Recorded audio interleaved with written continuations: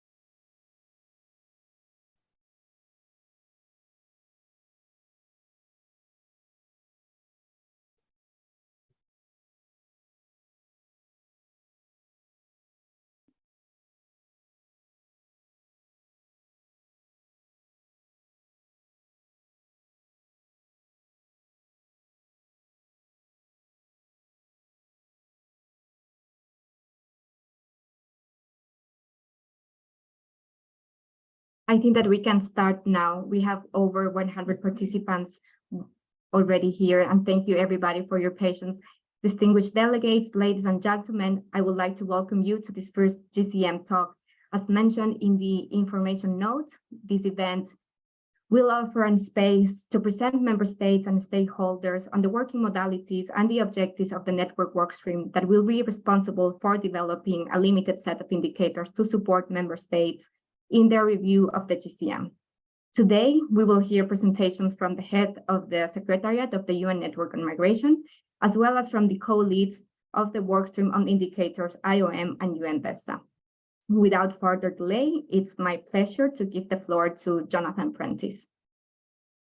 Jonathan, over to you. Thank you very much indeed, Marcia. It's a real pleasure to be here, and I'm very pleased to join Marcia in welcoming you to this, our inaugural, our first ever GCM talk. And it's very gratifying to see both from the RSVPs and from the number ticking up on my computer, the strong participation in this meeting, indeed, across all sectors that make up the growing GCM community. As you know, we in the network recently launched our work plan for 2023-2024, which will guide us through the second round of regional reviews and the preparation of the next biennial report of the Secretary General.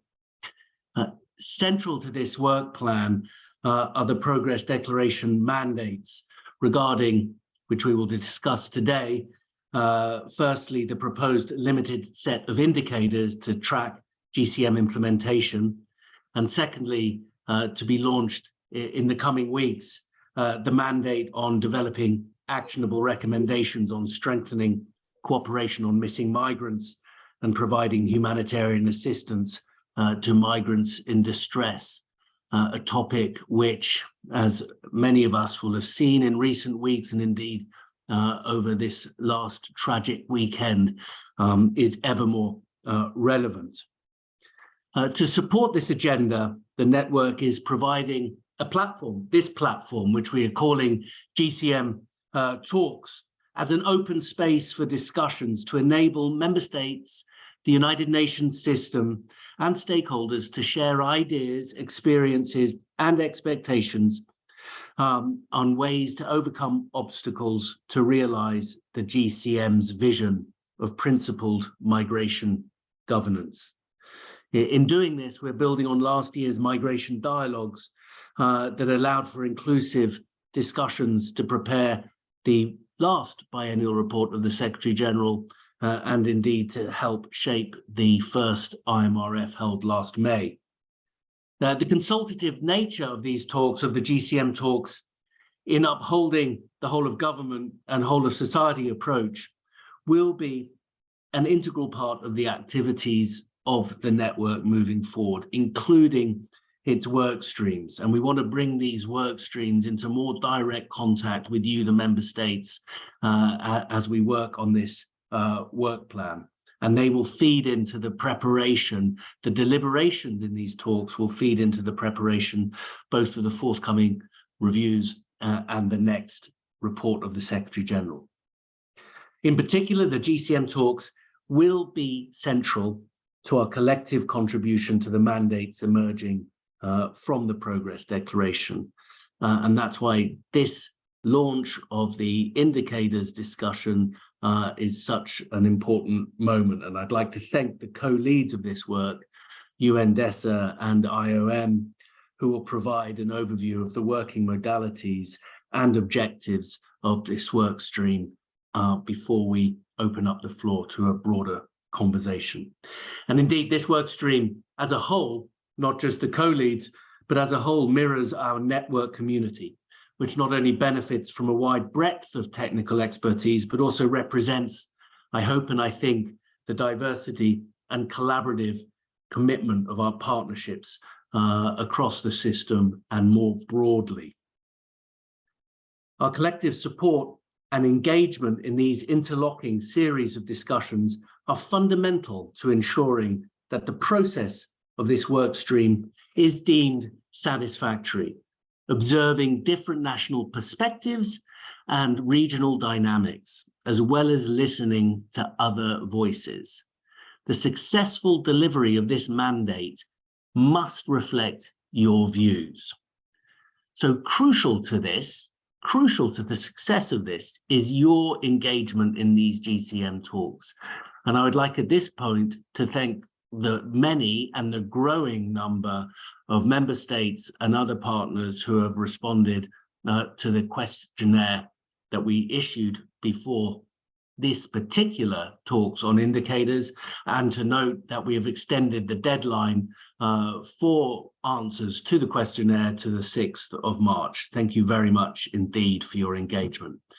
Finally, we hope that the GCM talks can be framed around a range of topics covered by the GCM and organized either globally or regionally in a hybrid or an in-person format, tailored to the interests and commitments of member states towards embracing the compact and further aligning the objectives of the GCM with the 2030 agenda.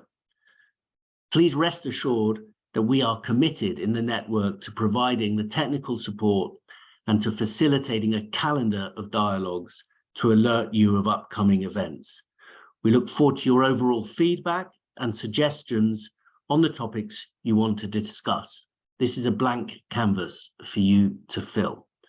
I wish you all a fruitful event. I very much look forward to the discussions. Thank you very much. Thank you, Marcia.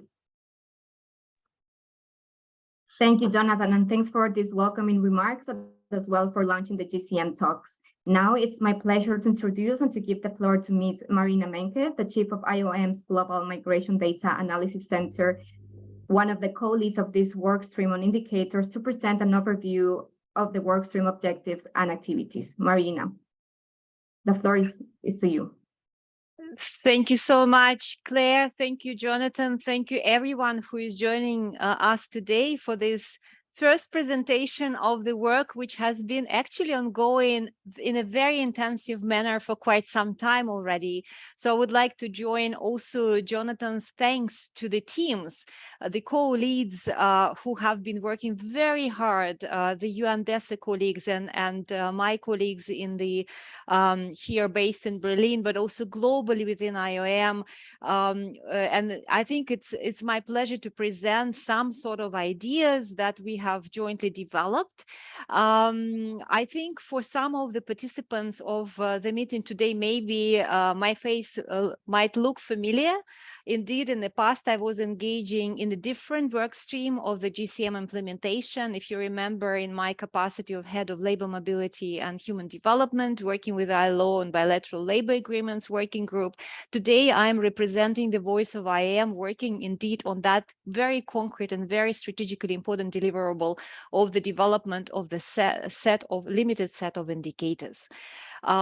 So I have moved to head the International IAM's Global Migration Data Analysis Center, which is really leading on the technical angles of formulating the proposal for your discussion and feedback.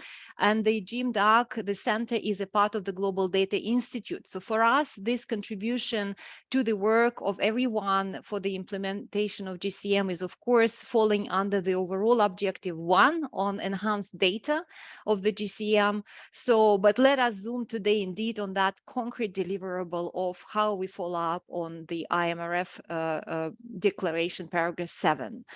So Marci, if you can confirm that the slides are projecting well. So because that's what I'm doing in parallel, everybody sees the slides because there's quite a number of very concrete pointers that the teams have put together. So we're all set to go. Good. So I'll start with presenting the basically the process and the timelines and the overarching principles of how we plan to coordinate that work on behalf of all members of this work stream. And I'll mention who are the members of this work stream in a few minutes. But afterwards, my colleague Claire from the UN DESA is going to also present a little bit more about the questionnaire, the survey that we have launched. And I want to reinforce the message from Jonathan that indeed we are grateful for all the inputs we have received so far from everybody, from the governments to the private sector participants to civil society, UN partners. We have received quite a number of feedback, but that's unique opportunity for everybody else who hasn't yet submitted inputs to still do that by the 6th of March. So we extended the timeline, but please make sure that you go back to your capitals, to your partners, to your networks, and you really send us all the feedback, because what we want to do together is really to develop, first of all, focus on the one deliverable. The first deliverable of paragraph 70 is the limited set of indicators. But something what's very important for us to keep in mind when we speak about follow-up to that paragraph is that there is another deliverable which is envisaged in the declaration, and that is the second product is the development of a comprehensive strategy for improving disaggregation of migration data. So I'll mention how we also envisage collaboration and work towards that second deliverable too moving forward. So in a very bulky way or very strategic way, we are envisaging 5 steps spread across 2 years. The first one in 2023, which is already happening, is we are starting with a comprehensive mapping of all relevant approaches and relevant existing data sets and indicators, which will be important for us to build upon. We have done a number of engagement with governments, with partners, and one key message which we have heard from everyone is please don't start yet a new set of indicators. Let's really build on what we already reporting on within all the various processes. And of course, we will be guided by the reporting of the SDGs, but not only. There are multiple initiatives related to either generic migration governance or sometimes even maybe more specific types of reporting on specific topics, for instance, on labor migration. So what we are going to be doing is to have an overarching mapping and really ensure that our limited set of indicators as we develop it together is really coherent and really building upon all the existing ones. As Jonathan mentioned, for instance, today the unfortunate deaths continued deaths of unsafe related to unsafe migration, which happened today. So the Missing Migrants Initiative is already an SDG indicator. So we are going to ensure that we are incorporating that, because it's also a priority of the IMRF and the GCM as well. So based on following the mapping, there will be this proposal initial draft, which we will develop for the indicators. And another very important process, now let me refer to the Statistical Commission sitting right now in New York.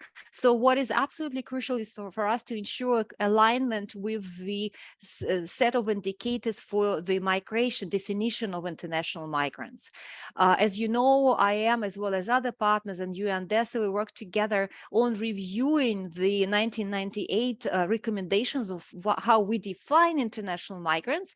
And in 2025, the Statistical Commission is going to adopt an adjusted set of recommendations, how we count people based on their duration of stay or frequency of movements. So that is another very important, crucial set of indicators we're going to align with, and that is coming out from the UN Expert Group on Migration Statistics, where both UNDESA, us, but also other UN partners and stakeholders are member of.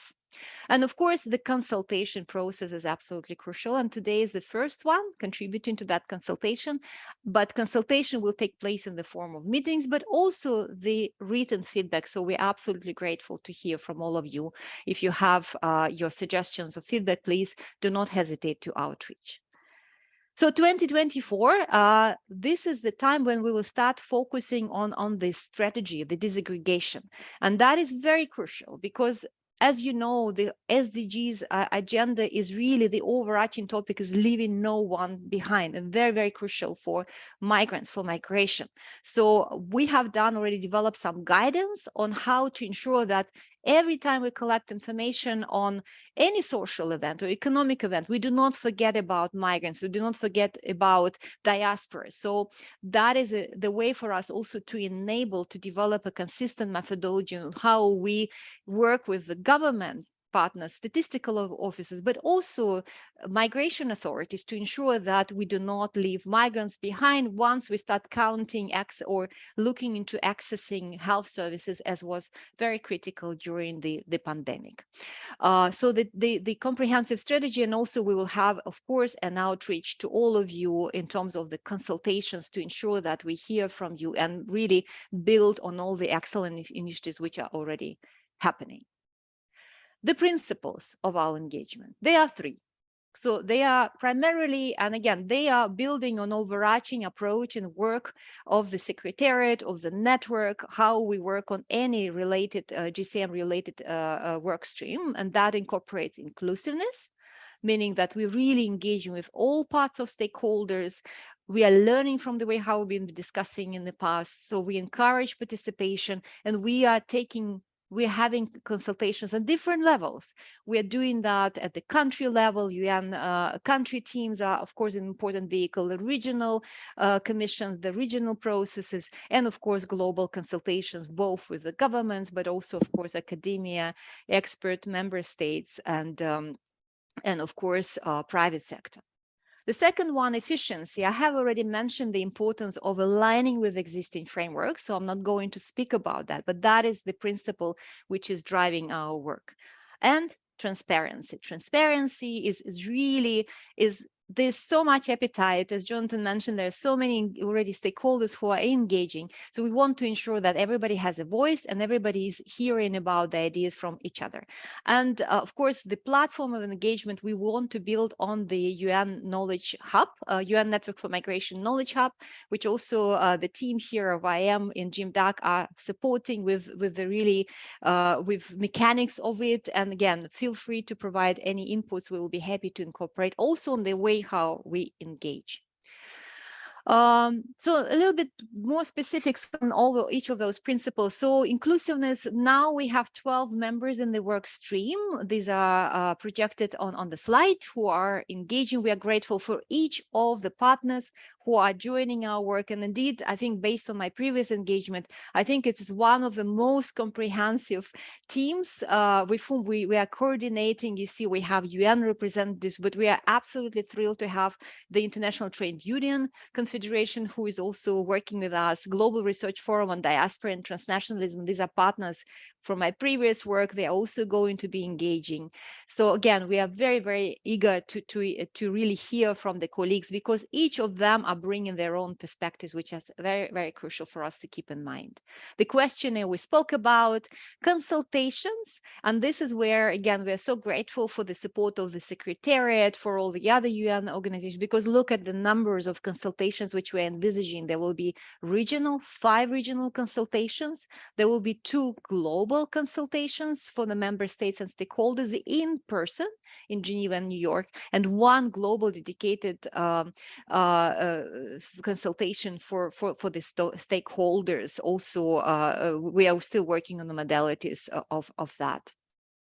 Efficiency, again, consistency with existing network, existing indicators. If you are aware about a list of indicators or any kind of framework, please send it to us, because we want to ensure that the mapping that we are doing, we are not forgetting a very important list of indicators which has been developed in the past, because each idea is very worth looking into. And again, because the limited number of indicators, of course, is very challenging, but we do not want to really be in a situation that we develop indicators and all of a sudden we forget about a very crucial one. So please share your experiences, regional level, but also country level. Maybe you have already developed a certain set of country level indicators which might be relevant for us. So looking forward to receiving those too. In terms of the briefings, again, I mentioned those. These are in more details. I think this modality of GCM Talks is something very innovative, and I hope that this is relevant for you, how we engage with you, but feel free to provide your suggestions. The mappings, everything what we are creating is going to be available. And of course, as we move and develop, we cannot constantly keep the document open. There will be 3 rounds of review of those of the drafts before we send this for the approval of the executive committee. And again, so we would need to kind of have a very structured process, because as you know, it's very challenging. We want to be inclusive, but at the same time, we want at some stage start taking decisions. But we are very confident we'll manage that. Okay, in terms of the timelines, I already mentioned those. These are just the months, what is happening when. We hope we will be very careful and we will be able to deliver on these very ambitious timelines. But again, for that, together with all the partners and the support of the Secretariat, I'm sure we will be able to deliver on those. And beyond the next few months, which I demonstrated May, July, these are the next steps. So over May, we see we have regional, we continue with regional consultations. So our target is that we have the more or less July is our limited set, which when we're really sharing it the first time, September, October, 2nd revision, and the final revision happening at the end of the year. Very ambitious timeline, but I hope we'll manage to deliver. So I'll stop here, Claire. I hope that was sufficient to give you the background, but Marci, over to you, of course, for further steering over. Thank you, Marina, for that presentation. Now I would like to give the floor to one of the other colleagues of this work stream, Ms. Claire Menossi, representing the United Nations Department of Economic and Social Affairs, UNDESA Population Division. Claire will give us the rationale behind of the questionnaire on the purpose and the main elements of the limited sample indicators. Claire, over to you. Thank you so much, Marcia, and thank you, Marina and Jonathan, for the introduction. Thank you to the Secretariat for all the support in fielding the questionnaire so far, and also to the colleagues from GCM IOM who've been instrumental in implementing it and also in preparing the tabulations, which are quite exciting. So as I mentioned, this questionnaire, next slide, please. This questionnaire, we envisioned it because when we started interacting with member states and stakeholders, we understood that the paragraph 70, the IRMF, gives us a lot of clear indications, but it also opens a lot of questions. And so we thought that it would be very useful before we actually start elaborating and moving forward on the deliverables that we have in our program of work, to actually take stock of your views of what you want this paragraph and the first part of the paragraph, so the limited set of indicators, to do. And so our canvassing with this questionnaire really aims to reach out to you, member states and other stakeholders, to ask how you see this process. What do you see? How will you use the limited set of indicators, and what aspects and elements do you think it should contain? And what we are seeing, and it's extremely exciting, is that we have areas of convergence, therefore where most of you are agreeing, of those who have responded are agreeing about certain aspects and dimensions. And we're also identifying areas where there's more divergence of views, so differences. And I think that gives us a roadmap of areas where we have a certain strong convergence and we can build on that, and also areas where we need to perhaps have more dialogue or discuss what those differences reflect, and to try to build a way forward so that we have a proposal that is palatable to all. As Marina mentioned in her presentation, we have two concrete, tangible outputs that we're going to be sharing shortly. And the questionnaire and your responses to the questionnaire are critical in guiding us as a work stream in developing those deliverables. So the mapping, we are going to use your feedback to the questionnaire for helping us think of the key elements of the mapping. And then, of course, we will be using it for our first proposal of the limited set of indicators. Next slide, please. So what is the scope of this questionnaire? Well, we want it to be very brief because we know you're super busy and we didn't want to take up too much time. And also we wanted to give you space to give us additional ideas. So it has 4 very broad questions and then 1 additional other where you can give comments. And the 4 broad questions are about, the first is about what you see as the purpose of the limited set of indicators, what it should seek to accomplish. The second is on the critical elements that we should be considering in developing the proposal. The third is on how many indicators the proposal should contain. And the fourth is about which criteria we should be using to identify this limited set of indicators. Next slide, please. So I'm going to talk through the sub-questions that are in the questionnaire for each of these. So for the first question about what the limited set of indicators should seek to achieve or accomplish, we wanted to know if you see it as the main tool to review progress, or if you see it as one of several.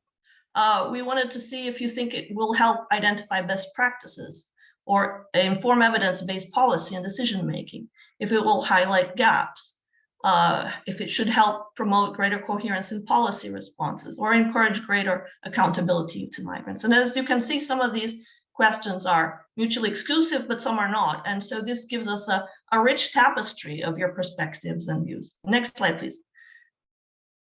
So in relation to what you consider the critical elements, this is again building on paragraph 70.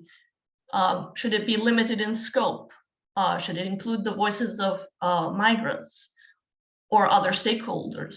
Should it build on existing reporting requirements? Should it have or not additional budgetary implications for countries? And should it incorporate the guiding principles of the GCM? Next slide, please.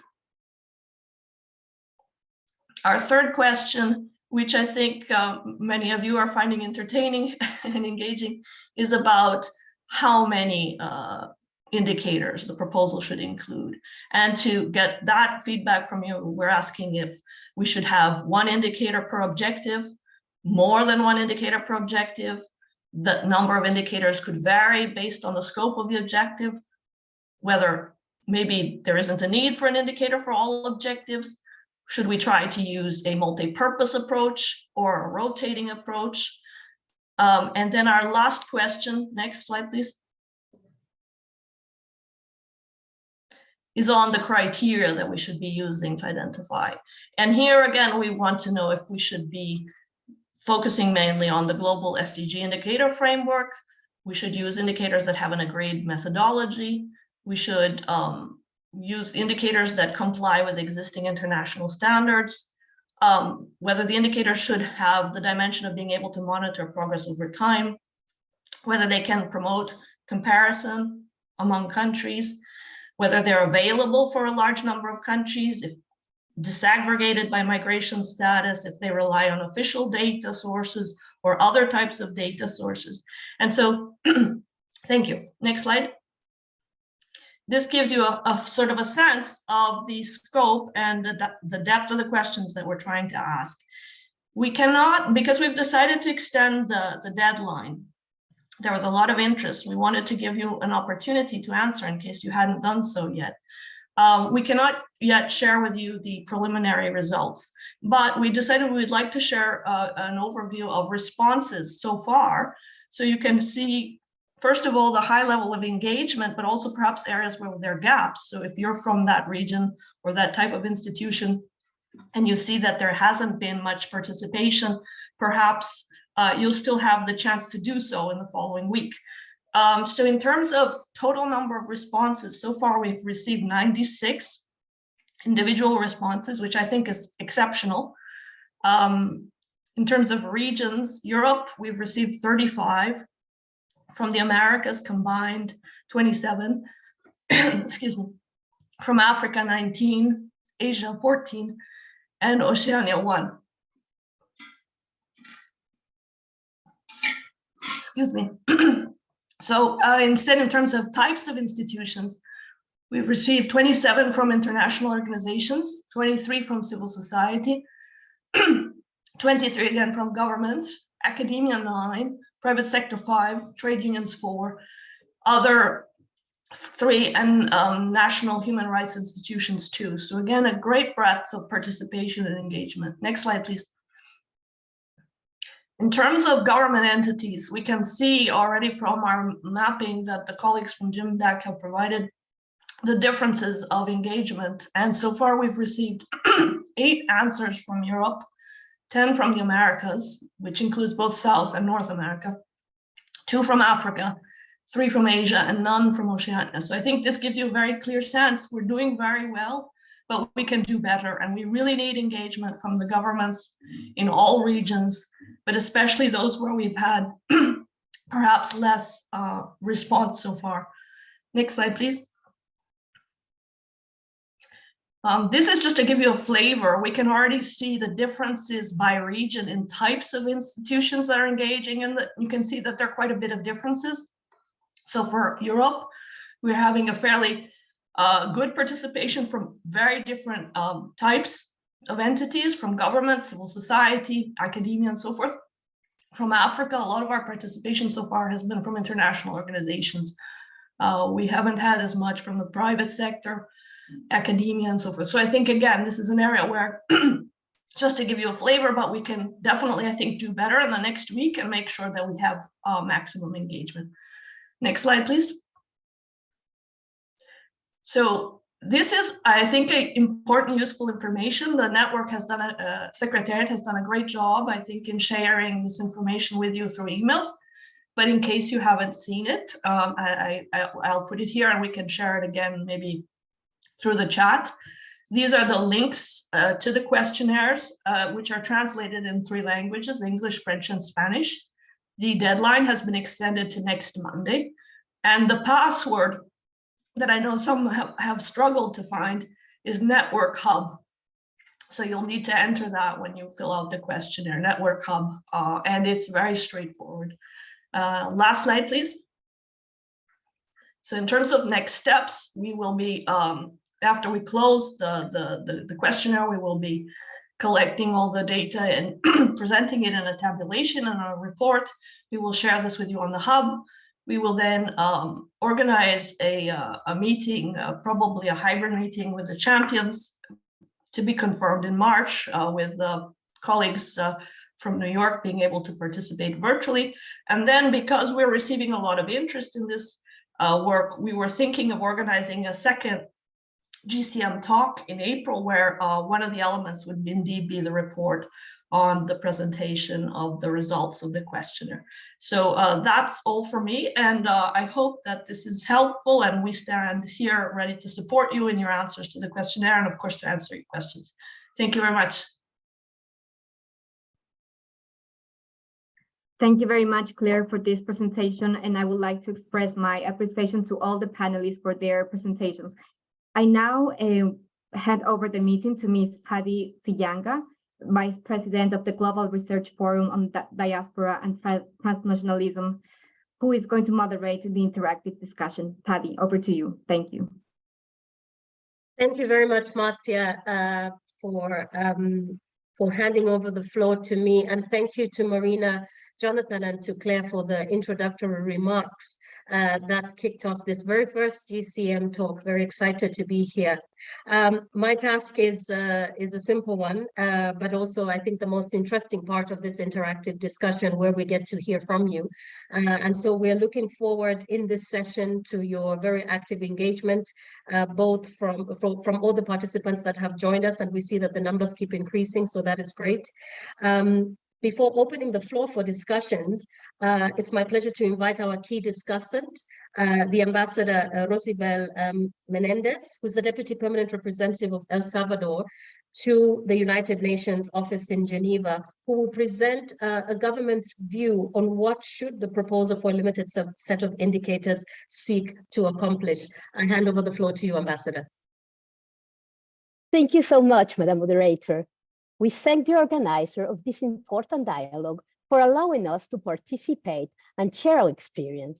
El Salvador, as of January 2020, has applied to be a champion country for the implementation of the Global Compact, which encourages us to work effectively and coherently together with all relevant sectors and actors in consideration of the priorities of the Salvadoran context. Given that El Salvador is considered a country of origin, transit, and return of migrants, a comprehensive approach and a broad vision are maintained to respond in an orderly manner to the causes and effects involved in each state of the migration cycle. In the line with our national plan, a major effort has been made to improve institutional capacities in charge of human mobility, as we consider that migration is a right that must be perceived as an option and not an obligation, that entails the recognition, respect, and protection of the human rights of all migrants and their families, regardless of their migratory status. In order to provide alternatives to improve the living condition of the population in the territory, the government of President Nayib Bukele has developed programs and projects to comprehensively address the structural causes of migration.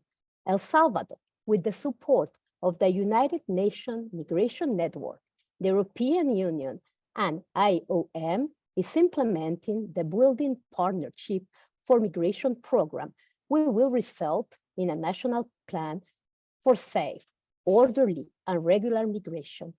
As part of El Salvador's experience in the implementation of the PAR, it is considered appropriate to highlight the importance of the construction of indicators, as they will become a key tool for states. With the indicators, it will be possible to identify opportunities for improvement in the implementation of the Global Compact. We recognize the relevance of having multiple indicators to make visible the impact generated through the initiative that states carry out in the area of migration, promoting transparency, efficiency, and inclusion in the process to be carried out. We consider vitally important that the indicators allow the voice of migrants to be made visible, for this to become the starting point in the decision-making and the creation of a strategic action. El Salvador is committed to continue working for the creation of optimal conditions to guarantee respect for the rights of migrants, promoting safe, orderly, and regular migration, making visible the human side of migration and its importance for the development of peoples, as well as in the activities and modalities to be programmed for the implementation of these indicators. Finally, we would like to thank the United Nations Migration Network for generating space for synergy between states and for the effort to support the creation of tools to facilitate the identification of progress.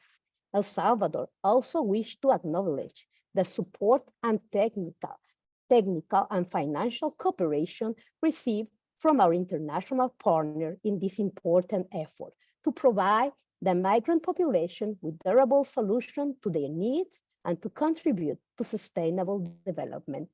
Thank you so much. Thank you very much, Ambassador, for kicking us off with a lot of inspiration and a lot of food for thought in those remarks that you have shared with us.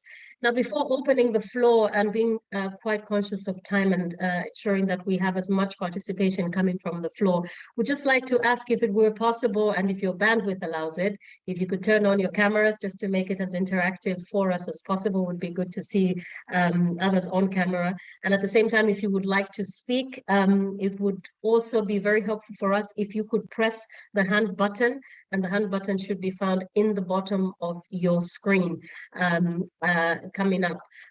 Just maybe a few words as hands are coming up and colleagues are trying to put up a list of those who are coming to take the floor. I mean, we have come a long way indeed in terms of discussing what are the contours of this limited indicators framework, and at the same time, quite glad to hear about that extension of deadline. And I think all those links have been shared for those who may just be joining us. They've been shared in the chat, and I think they have been shared also on the website where more information can be found.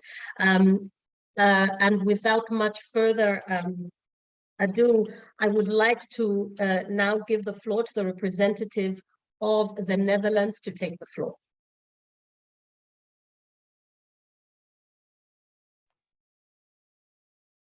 Thanks. I hope I'm coming across well, because I'm on 5G and it doesn't always make it into my office. So I hope the camera, it's sufficient for the camera as well, to support the camera. Well, excellent. First of all, thank you for giving me the floor. And first of all, let me start by thanking everybody for starting up this process. I think it's really important that all relevant stakeholders, of course, are included in this process, and not the least states, of course, because they are in the end the signatories of the GCM. This is a very important point I need to make. And it's states that need to negotiate a progress declaration at the next IMRF and should be comfortable with those indicators.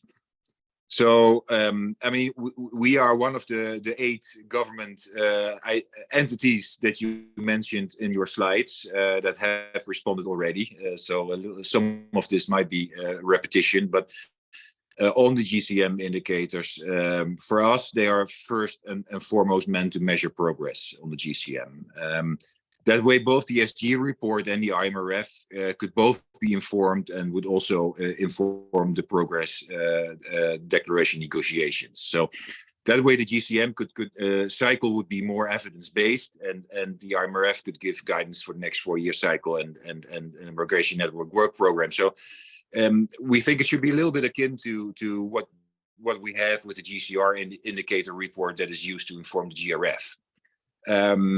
And results like learning best practices, comparing progress or gaps that were mentioned, they are all welcome, but they are not the goal of indicators as such. I mean, they should follow from measuring progress. And then I mentioned the GCR and the GCR indicators, but they're mostly based on the SDGs, but and that's a good starting point. But we think it's essential that the indicators represent the full breadth of the GCM. So all objectives should be covered by indicators. Else why is the objective in the GCM, right? I mean, why do we have objectives if we don't measure them? So we think the amount of indicators is secondary to that. I mean, it can be many, it can be less. great to keep it simple, of course, but less is only better if we do not jeopardize the 360-degree approach of the GCM. So and that brings me back to the GCR and the starting point there. That the SDGs were the starting point for those indicators, and that's great. But the GCM is more about migration management and effectiveness of migration management as such. So although we would welcome keeping the approach short and simple, as mentioned, they should cover all objectives of the GCM and not leave certain ones out. So then maybe in closing a little bit about the process. I mean, we look forward to participating further. I mean, we've heard you, Jonathan, underscoring the importance of our engagement, and we are happy to answer that call. It's important that you involve, I think, capitals and their missions in Geneva and New York. I think it's probably important that the consultation process with states is structured through the existing platforms that we have here and there. I mean, it's great to have these online GCM talks. I mean, it's very important. But how do we get into real discussions among and between states?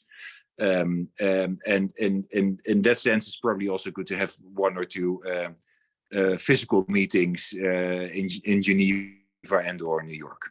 Thanks.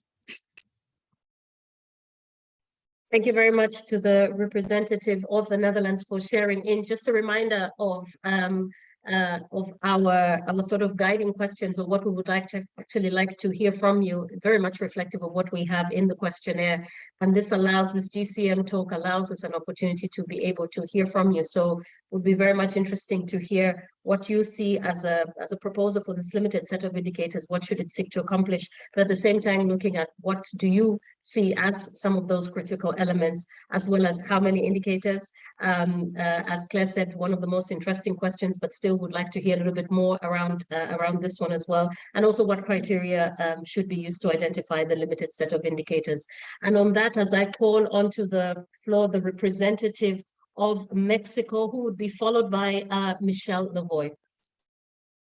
Well, thank you very much for giving me the floor. Let me first start by thanking the network for already presenting a detailed timeline for the development of GCM indicators, and also for foreseeing open, transparent, and efficient consultations to bring in the perspectives of both states, but also other stakeholders.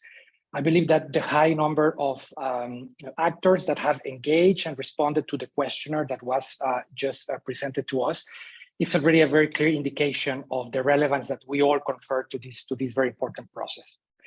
Let me say that we concur with the importance of mapping existing indicators as a first step in order to use what can be helpful and avoid duplicating efforts. We appreciate what IOM and DESA are already doing in this regard. In particular, we are interested in ensuring close alignment between GCM and the existing indicators that are deemed both relevant and of value. Equally important is to ensure synergies between voluntary reporting of progress from the GCM and the SDGs. This is a point that I believe was highlighted by one of the presenters. Ultimately, we believe that the indicators should provide the data and evidence that we need in order to assess the challenges and the additional efforts needed in order to advance the implementation of the Global Compact. We look forward to engaging actively in this process, both here in Geneva and in New York, and also in the regions. Thank you very much.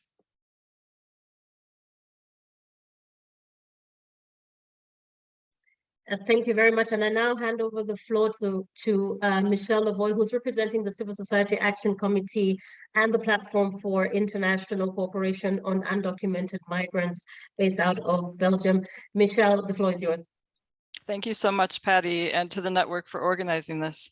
I wanted to kind of raise the point while this is still kind of open and we're looking at methodology and thinking about which groups to include, is how we can also bear in mind to focus on people who have irregular migration status or undocumented status.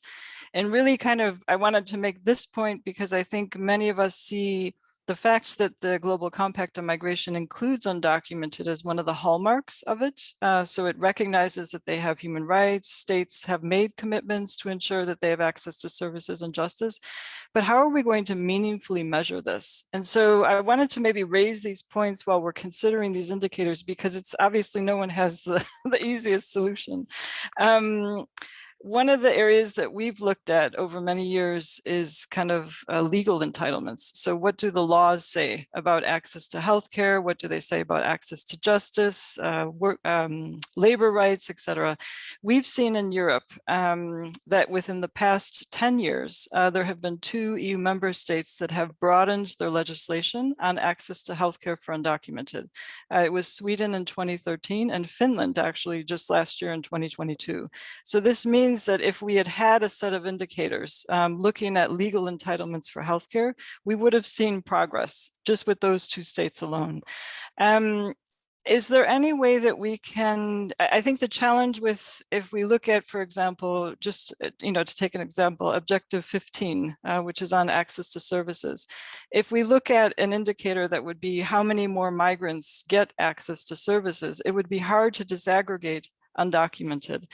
So I wonder if in just that example, and then maybe this can be extrapolated to other ones, can we also look at other sources so that look at the legislative frameworks to try to cover this gap? Because even if we do this process now and then the next 3 years or so it's revised, it still will be hard to include undocumented in the actual data and statistics.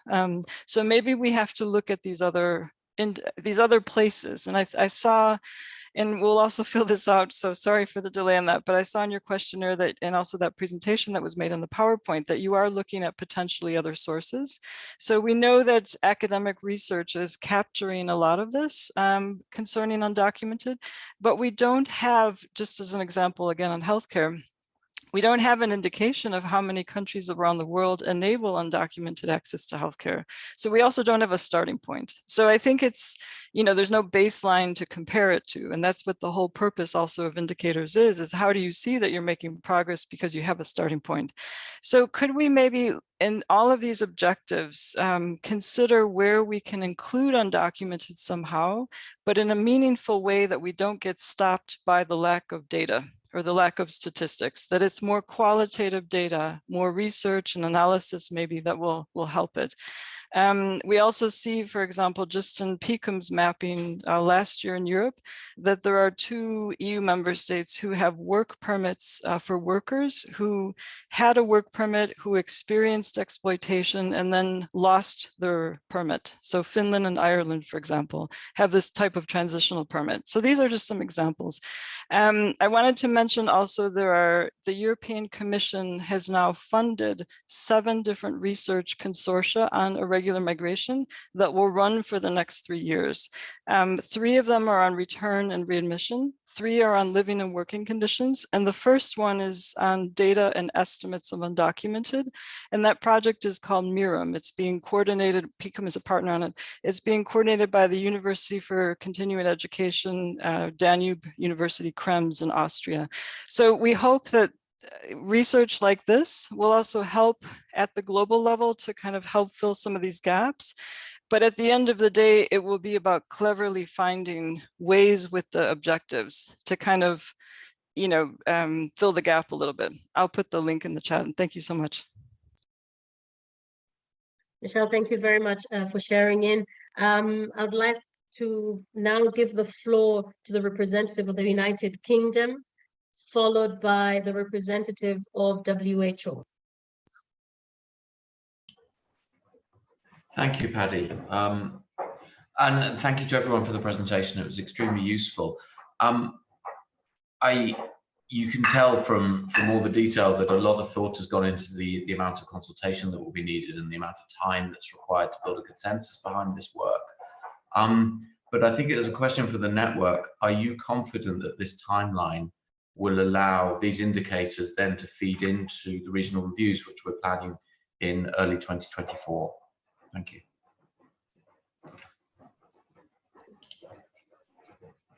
Thank you. WHO, Santino. Thank you very much. Paddy. Thank you very much for giving me the floor. Well, congratulations for the presentations. Indeed, we appreciate the survey, the questionnaire which was circulated, and that's very, very useful to also share individual agency views and feelings in relation to this indicator work. This is very important moment also for us. The objective 15 of the GCM, as you know, has a quite important alignment with the WHO Global Action Plan that member states just agreed to extend until 2030 in full alignment with the work we are doing on SDG. And in this regard, I was mentioning this to Claire in the first meeting we had in person a few weeks ago, actually last year. There is a quite of interesting work ongoing in better monitoring progresses towards SDGs, particularly SDG 3 for us. And the discussion we are having internally, I think this is very important. I saw that many colleagues and representatives alluded to the need to avoid duplication or to build on existing work in progresses.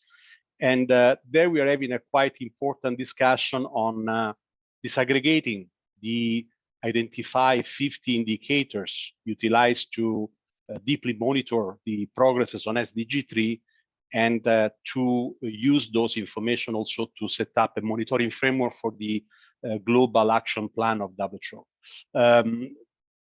This alignment, this also in terms of timing is very important. So I want to reaffirm our full availability and commitment to share what we have, but also to synergize with the ongoing process of the GCM in relation to identification of indicators.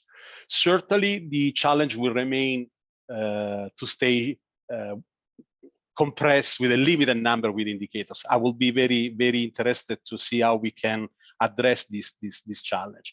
Last, I'm concluding. I'd like just to share an information and not for the record. Together with the colleagues in IOM, the Health Department, the UNHCR, we are organizing next June in Morocco the third global consultation on stock taking progresses on health sector. So it's going to be focused on health sector. We're going to deep dive also on the learning and the observation we have seen at the MRF last May. And the objective is to relaunch, revamp, focus on urgent actions to be promoted in the health sector. I just want to pledge this for your interest and for your information. Maybe this could be, I've seen there is already well-defined roadmap of the process, but this could be also an interesting, if you're interested, platform or fora where to continue the discussion around the indicators. We are expecting high-level participation from member states. The focus will be very much on progresses from country side. So just to share this information, and happy to share more through my colleagues in my office. Thank you very much. Thank you very much for sharing. I'd like to give the floor now to Saeed Ahmed from the Institute of Informatics and Development based in Bangladesh. The floor is yours. Thank you very much. My name is Saeed Ahmed. I'm also the outgoing co-chair of the Migration Technical Working Group of Bangladesh UN Network on Migration. A huge congratulations, and I'm so happy that finally, after a few years of frustration, when we looked at the voluntary national reports by the different countries, where it was very difficult to actually track the progress. I think this is indeed a very appropriate approach to move forward, to make sure that we can monitor the progress properly. And if I quickly answer, try to answer the 5 questions that I have, the 5 answers that I have that comes to my mind. So what are we trying to accomplish? It's very simple.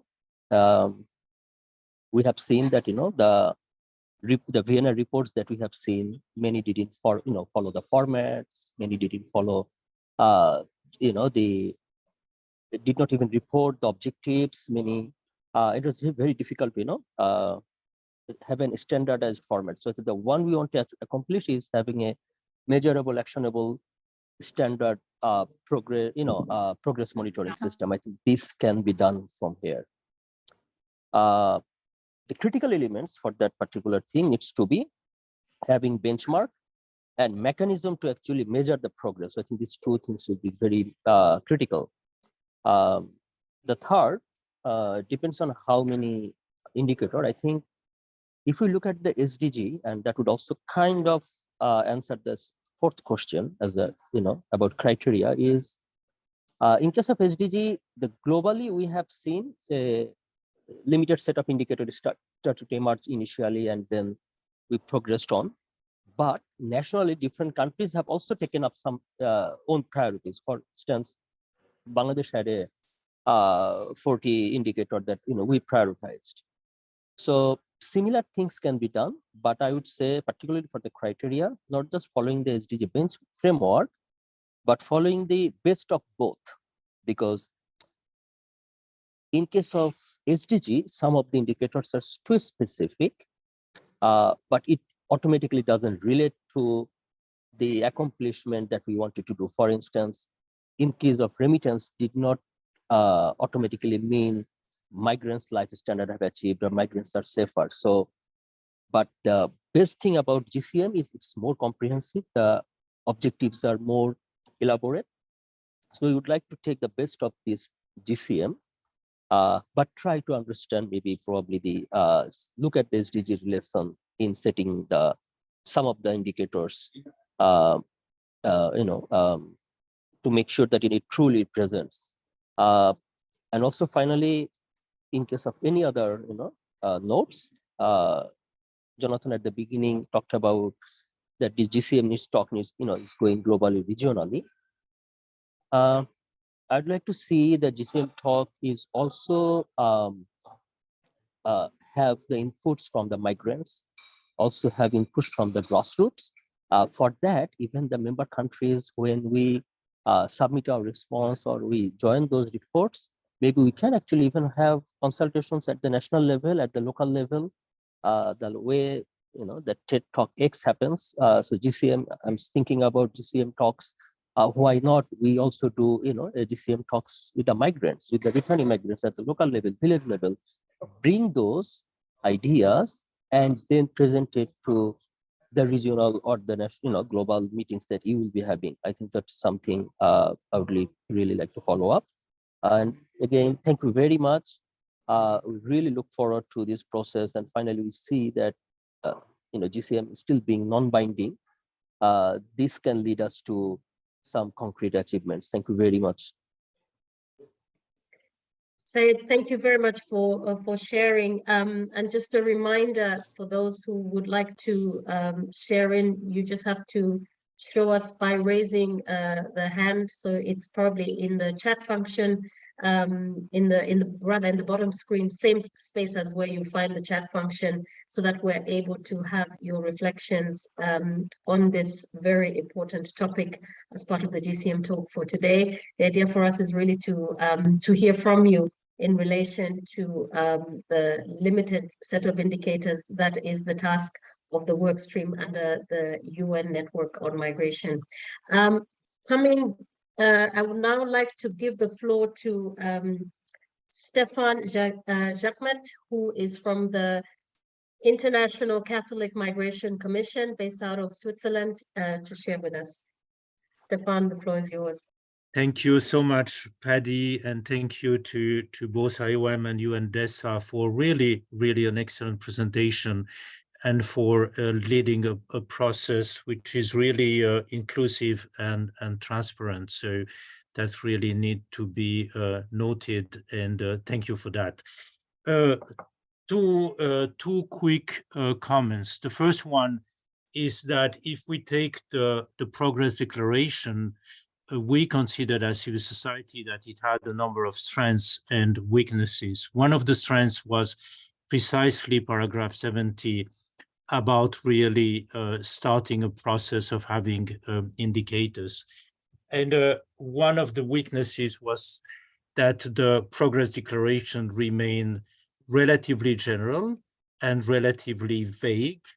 And we believe that we can avoid that trap next time precisely by being serious with indicators. So we really wouldn't like to have the same kind of progress declaration next time, but really one which is based on indicator and data and really a true assessment where we will be.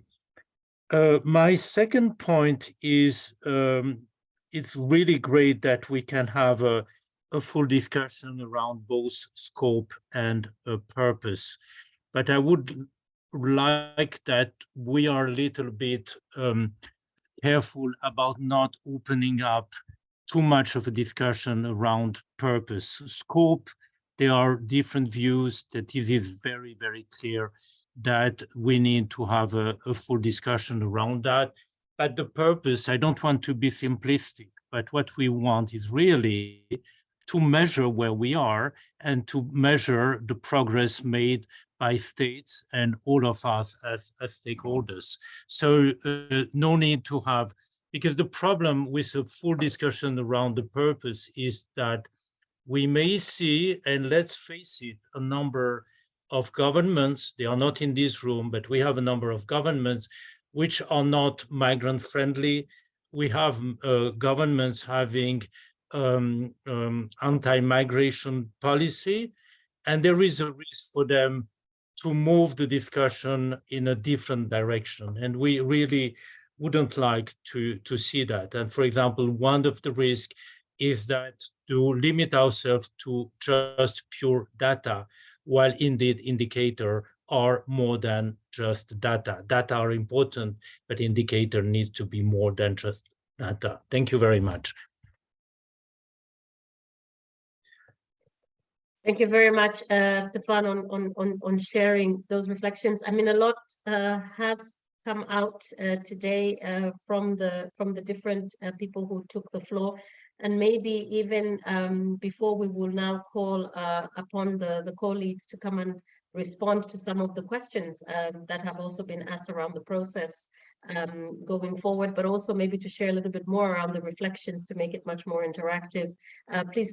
Please do feel free to just show us by show of hand if you would still like to contribute at this point. The idea is really for us to be able to listen to those who are joining us today for this GCM talk. And on that juncture of a minute or so, or a few seconds, maybe I ask Claire, would you just like to come in and share some of some of the responses in relation to the questions that were asked? Sure, thank you, Patty, and also maybe Marina wants to respond first, but I can start. I think excellent points were raised by the delegates and many colleagues and stakeholders, and we really appreciate your participation today and your engagement in the process, and it's extremely heartfelt from our side that we are listening to you. We've seen in some of the comments certain skepticism perhaps about the reality of this process. Let me assure you, we are really listening to you. We are not pretending. We want to know what you think and what you think the direction should be. Regarding some of the specific questions and comments that maybe I can help address, I think the timeliness aspect, which was read by the delegate from the UK, it's obviously very critical if we need to use the indicators as soon as possible so that they're relevant, that they can be used by governments to look at progress already starting from next year, that we build on existing SDG indicators and other indicators, because those are already, some of them are already available. We also know that that is not enough. And so it's a question of balance there. But obviously building on indicators that have already been endorsed in an intergovernmental setting that have strong methodological standards and data availability will help us make sure that some of them at least will already be available for monitoring very soon. In relation to the PICOM question about irregular migrants, I think it's very critical, and you are right about how important that is in the GCM One of the indicators for the SDGs, 10.7.2, has a question that relates to the status of migrants in accessing services, including health, education, access to justice, and it distinguishes based on whether or not they have legal immigration status. So that is perhaps something that can be looked at. It is an SDG indicator and it has data for 138 countries already. So that's already some baseline. In terms of, I think it's extremely important for us to balance this dimension of moving forward, timeliness, availability, transparency, the voices of migrants, as the colleague from the government of El Salvador mentioned, ensuring their inclusion and participation. And so these are all aspects we need to build going forward. The mapping, which Marina mentioned, is going to be taking into consideration these aspects, and your feedback on relevant initiatives is very welcome. Several of you have mentioned initiatives either in your country or at the regional level that we will take into account. And we will build on these, obviously, for putting forward the first proposal of the limited set of indicators. And as Marina mentioned, the first limited set of indicators is going to be shared with you, and we will have regional consultations based on that. And then we will have in-person meetings. And I think that goes to the comment from the delegate from the Netherlands about the importance of face-to-face meetings. There's going to be one envisioned in New York and one in Geneva. In addition, there might be an additional briefing for the champion states sooner. But in these opportunity to meet face-to-face, we recognize how important that is. And we very much appreciate your feedback on the process. If there are aspects that we have overlooked or that we need to develop further, please feel free to reach out. Thank you. Thank you so much. Marina, I wondered if you could come in, and as you come in, we do have a question in the chat there that comes from Emily Kill. I don't know if you've managed to look at it. She's sitting in the secretariat for the network in Sudan. And I don't know if you've managed to see it, Marina. Otherwise, happy to repeat it for you.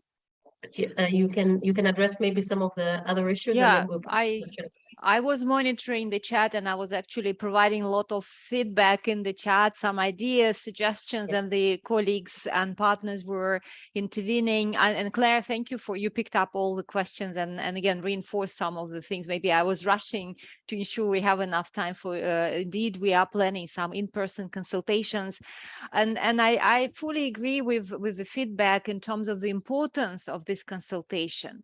And Stefan, absolutely, you know what you're speaking about, really hearing the voices also from El Salvador.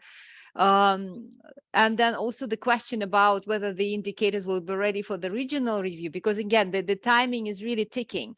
And as we have been contemplating about how would that a set of indicator look like, and I agree, it's not about numbers, it's really the progress and the number of interventions we're about that. How do we measure progress? But honestly, there's, as always with data, you really have to balance between comprehensiveness and covering everything, and then kind of overkilling. And, you know, we work with the governments across the whole world with statistical offices. There's so much information being asked from the colleagues. They collect that. Censuses are important. We are now working to ensure that migrants are included and not left behind when we collect and information on the population. And then lots of data is collected, but it's always the balance between collecting data, but also processing and being very targeted. That's why it's very important that we are very focused on really the prioritization. So what is the top 10? And Michelle, of course, counting migrants in data, in exercises, usually, you know, how do we count even regular migrants where they are underrepresented? From the statistical perspective, statistical instruments like surveys, they're usually struggling to make sure that there is a representativeness. But even undocumented, how do we make sure that we really not forget about them? And maybe looking into, maybe not ensuring that we include migrants, but really looking into policy and instruments. And that's why my feedback to you was immediately on building on this benchmark on the migration governance indicator reports. That has been an ongoing exercise, and really very comprehensively, the 90 indicators already have been going through multiple discussions with different stakeholders and being refined every time. So maybe so again, to confirm that will be very challenging. Again, any innovative solution you can come up with, please shoot at us. We'll make sure that we'll look into those suggestions, ideas.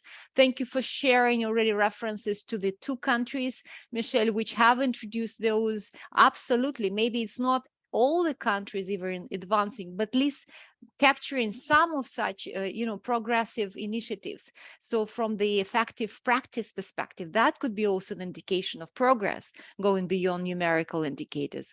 And maybe one final point, what Claire hasn't responded, Edo, is in terms of being inspired from the GCR process and HCR. Of course, we are now, through the Global Data Institute, are in touch with the global data practice of the UNHCR colleagues. We are learning from their experiences, but the modalities are different. Of course, the GCR, where UNHCR had full mandate in terms of developing indicators and writing the report, here we really need to embrace the multiplicity of voices. But overall, absolutely so in terms of the questions and the comments, yes, in terms of challenging political situations, how to engage, I think we are absolutely inclusive. Again, the inclusiveness of approach, we want to hear from everyone. But maybe the Secretariat or Jonathan would want to comment in terms of our engagement with the country team specifically.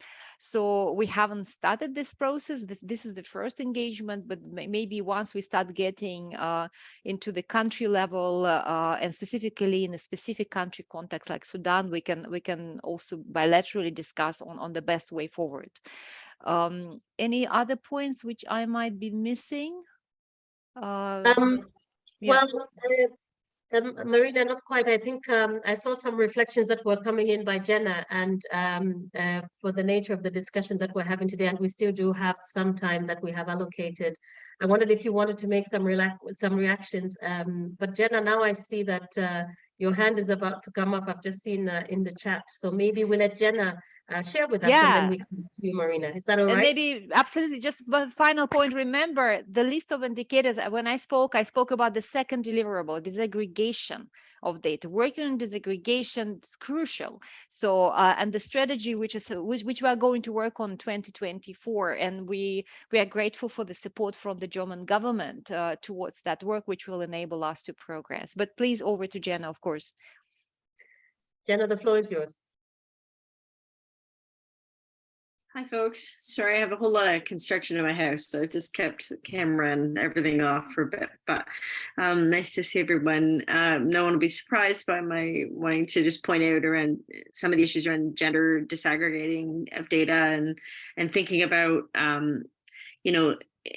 the limitations we will face when encountering official statistics. And so trying to think about and relation to Michelle's point around other sources of data, whether that be through secondary data sources, academic, scholarly research. I mean, I think we need to think a little bit about how to integrate that. It's very challenging, obviously, at the global level to do so with more qualitative indicators, but I'm part of this work stream and will do my best to try to bring some of those forward and welcome suggestions on that in terms of policy, for example, as policy indicators. But I just wanted to point to the fact that that's going to be something we're going to need to consider, but then also thinking about the importance of firewalls and I think how we collect data and how we share data, how we use data, we need to be very careful about that with precarious or vulnerable or not trying to put migrants into further precarity or vulnerable population or situations. So I just wanted to flag those two things for now. Thanks. Thank you so much for sharing, Jenna, and also just to recognize that we've seen some of the reflections that are being shared in the chat, and these are also very important for us to take along as part of the work stream as the work continues to take shape. And thank you very much. And maybe just turning it over to Jonathan, did you want to come in terms of some of the reactions and also maybe a little bit of a way forward? Thank you very much, Patty. And thank you to everyone for staying with us throughout this now nearly hour and a half. Kickstarting a process. I don't think any of us thought that this would be a straightforward process, an interesting process and an important process, but straightforward, no. But I think that we are all coming together at this outset makes for a very positive start. And thank you to all of those who provided guidance. The roadmap as we have it has been outlined by Marina and Claire. I think we will go back and consult on whether it needs to be tinkered with or adjusted or expanded. But a couple of points that I would like to flag, having come out of having listened to everyone's interventions, is one is I think we need to reflect more on the range and the types of consultations that we can support to make sure that what appears in the Secretary General's report and then goes on to inform the next IMRF really is something that colleagues, and I would say here, particularly member states, can see themselves reflected in. We also need to reflect on how we can link this with the regional reviews. I think the regional reviews provide an excellent vehicle to facilitate and further propel these conversations in different dynamics and to ensure actually that the global bit of the GCM is well reflected. And here I would just encourage us all to note that we still need to hear voices. This is the first meeting, so I'm not unduly concerned, but we do need to hear voices of states from all regions.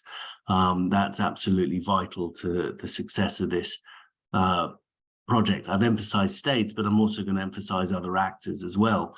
And here, as we move forward with the GCM talks, we are truly committed to ensuring that, and a number of interventions raised this point rightly, we are truly committed to ensuring that the voices of migrants, but other constituents, and here I would perhaps highlight youth amongst those, are well reflected and do have a platform, and we feel in the network that that is one of the vital services that we can provide.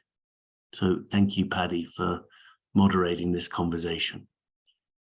Thank you, Jonathan, for coming in and sharing in, and thank you to everyone for having joined us in this GCM talk. And we are really hoping that we can see some of those numbers going up.